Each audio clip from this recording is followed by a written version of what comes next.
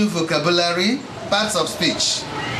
These include things like nouns, verbs, adjectives, numbers, other parts of speech. We are not going to give you a special classroom for spelling. Learn how to spell the words correctly. Learn how to write them properly. Word division must be correct. Do not bundle the words together. I will teach you. Don't worry, you're going to see all of them. Acharam means I want. Note how we divide it. You don't spell ache or or mim. You spell ache or o. Achara. Me, acharam. I want. I need. Gosim means show me. G-O-C-E. Gosi. Achorim, which means I don't want, I don't need. A-chi-o-re-e. Achore is another word. O-C-E-C-E. O-C-C, it means tree. For example, osisiepe means an orange tree. Le osisiepe means look at an orange tree. Asusu Igbo dị mfe. We have started. There is no turning back. Learn how to spell the words correctly. Learn how to write them properly. Word division must be correct. Do not bundle the words together. I will teach you. Don't worry, you're going to see all of them. Le osisi aki bekee. Look at a coconut tree. O-C-E-C-E. Osisi. A-K-E. Ake. B-A-K-A-A. Bekee. Le osisi aki bekee. If you want to compare the size, big or small, le obere osisi aki bekee. Le nnukwu osisi aki bekee. I hope you can see the big coconut tree. Le ogologo osisi aki bekee. Look at a tall coconut tree. Gosim osisi popo. Le osisi popo. Eju, eju. Snail. Eju, eju. Le azụ. Azụ or azụ.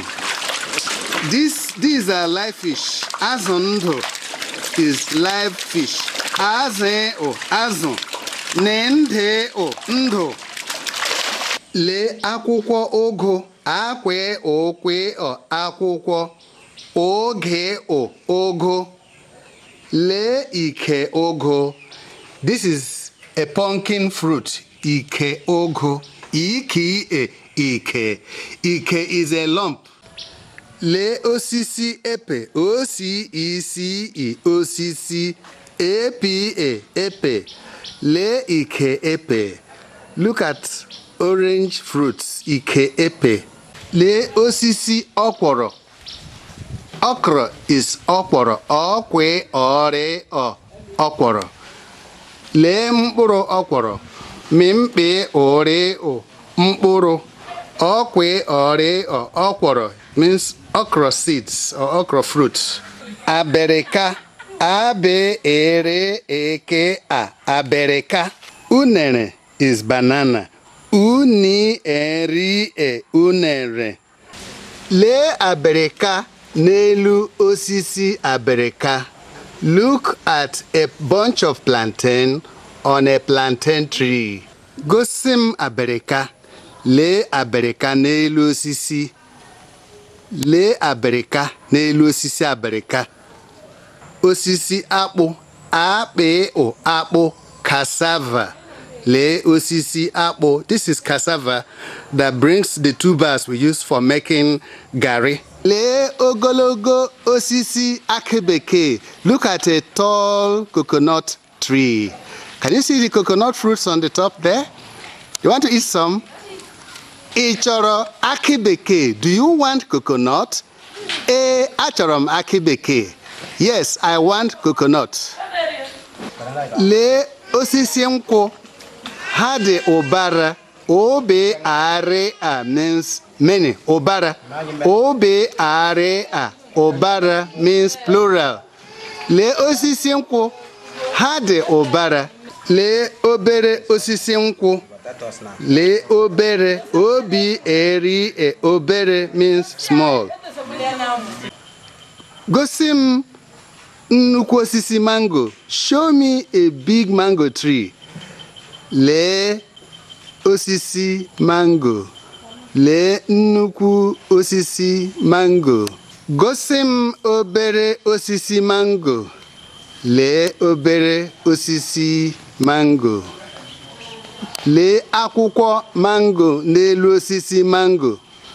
Akwụkwọ mango dị ụbara. Look at mango leaves on the mango tree. The mango leaves are many. Gosi m tomato. Show me tomato. Lee tomato.